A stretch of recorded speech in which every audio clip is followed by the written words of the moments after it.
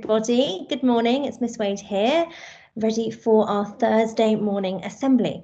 I hope you're all doing well. Love seeing so many of you joining the online lessons this week. Thank you. It was really lovely to catch up with your parents on Friday. I know all the teachers gave them a phone call, so thank you for that. It's lovely to see that you're getting stuck in with the online lessons and you're trying your hardest, so keep it up, everybody. Well done. So I'm going to be following on from Mr. Beaumont's assembly. I know that he introduced the Children's Mental Health Week this week, and it got me thinking, and now more than ever, it's super important to be looking after ourselves, to having those positive mindsets, and to be doing things that really make us feel good and happy. So it got me thinking about what makes me really happy and what do I do when I'm feeling a little bit low and a little bit sad? What do I need and what makes me happy? And the first thing that came to my mind was a hug. I love a hug. I know at the moment it's a little bit tricky. We can't go and hug everybody that we love, can we, because of the coronavirus? But I think you should pause this video right now, find someone in your house and give them a big squeeze. So I think it will make them feel a lot better too. It just makes everyone feel happy. Give them a big cuddle. I found a book. I don't know if any of you have read it. It's called Hugless, Douglas. And this bear too loves a hug. I thought I'd share it with you. He was feeling a little bit sad, and the only thing he wanted was a nice big hug. He was en route for a hug. So I hope you're sitting comfortably. One spring morning, a big yawn came from the back of a deep cave. It was a young brown bear, and his name was Douglas. I need a hug, said Douglas. So he wriggled out of his pajamas, brushed his hair, put on a scarf, and went to look for one. My best hugs are big, thought Douglas. So he went up to the biggest thing he could find, wrapped his arms all the way around, and gave it a big squeeze. It didn't feel quite right. Oh, grunted Douglas. It's a bit too heavy. Whoops. My best hugs are tall, thought Douglas. So he went up to the tallest thing he could find.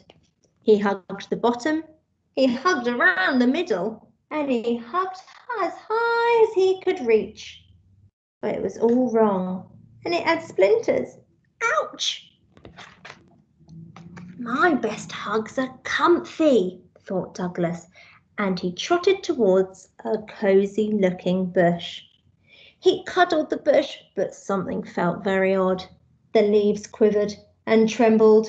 Oh no, I think I know. Uh-oh. And he ran away. I think there were lots of bees and flies in there. They stung him. Give us a hug, cried Douglas. No, barked the sheep. We're too busy. He scooped up armfuls anyway and tried to cuddle them gently, but they kicked and squirmed and didn't like it at all. Poor Douglas. Why can't I find a hug? He said. If I want a hug, said a wise owl, I sit in my tree and let me try, whooped Douglas, and he scrambled up next to the owl, but he soon found himself in a clumsy muddle. Twit-twoo, said the owl crossly. Doesn't look too impressed. I only wanted a hug, sniffed Douglas. Perhaps there's one down there. He felt something long-eared and rabbity and gave it a tug. Douglas could tell the rabbit didn't want a hug. He sniffed again and without thinking wiped his nose on the fluffy end. Excuse me, shouted the rabbit. Put me down. But I need a hug, said Douglas, and I can't find one anywhere. Oh, I see, said the rabbit kindly. Come with me. He took Douglas by the paw and led him round and about, and at last they came to a deep, dark cave where a sleepy someone was just waking up. Yawn. Douglas peeped inside. He had the funniest feeling that he knew someone very well. I wonder who it could be. hug?" asked Douglas, and ran as fast as he could to his mum.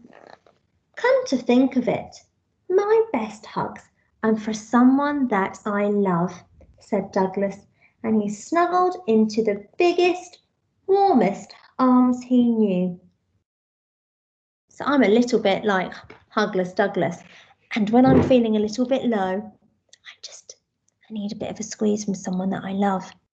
But at the moment, as I said, it's a bit impossible. I haven't seen my mum for a long time, and I'm unable to go to her house and give her a hug. So I've had to find other ways that make me feel happy and that clear my mind, which I wanted to share with you. So I'm just going to share my screen. I'm going to show you some of the activities that I've been doing this week to help me clear my mind. I hope you can see that.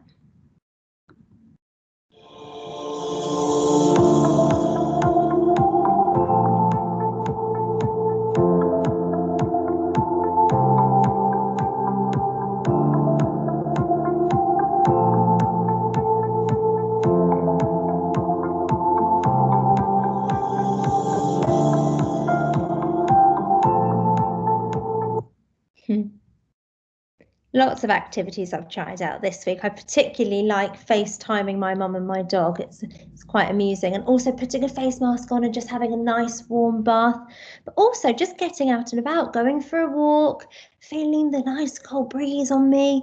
It lets me clear my head and just sets me a nice positive start for the day. So I want you to have a little think today, everybody, about something that makes you feel good about yourself, that makes you happy, and have a go at doing that today, whether that be going for a walk, doing a bit of colouring, reading a good book, or simply FaceTiming or phoning up someone, a family member or even a friend, and just having a good old chat. We need to make sure that we're looking after ourselves, everybody, especially during this tough time. We need to make sure that we're looking after our minds, talking to those when we're feeling a little bit upset, and just keeping positive and happy. So I hope you all have a happy Thursday. Keep up the fantastic work, everybody, and look after yourselves, okay? See you soon. Bye.